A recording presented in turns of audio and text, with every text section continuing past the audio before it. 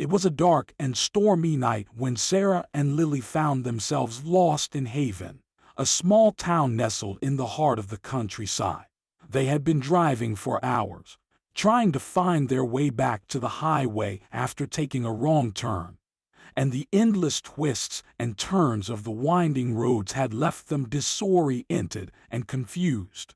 As the rain pounded against the windshield and the wind howled through the trees, Sarah and Lily huddled together in the back seat of their car, trying to stay warm and dry. They were both terrified, not only by the raging storm but also by the strange and unsettling feeling that seemed to hang over Haven like a shroud. Despite their fear, they knew they had to keep moving. They had to find a way out of this strange and eerie place before it was too late.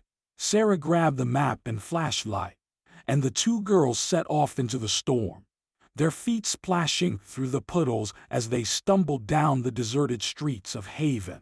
They passed abandoned houses and empty storefronts, the windows shattered and the doors hanging off their hinges.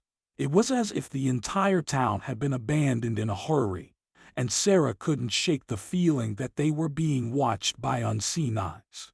As they turned a corner, they heard a faint sound in the distance. It was a soft, mournful wailing, unlike anything they had ever heard before. Sarah froze in fear, her heart pounding in her chest, but Lily grabbed her hand and pulled her forward. "We have to keep moving," she said firmly.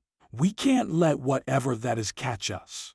Sarah nodded, and the two girls continued on, the wailing growing louder and more ominous as they drew closer. They turned down a narrow alleyway, hoping to find some place to hide, but instead they stumbled upon a grisly scene.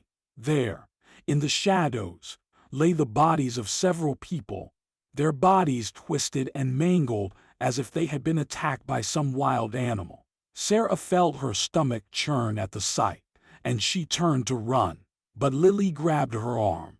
"Look," she whispered, pointing at the bodies. "They are not human." Sarah stared in horror at the grotesque creatures lying before them.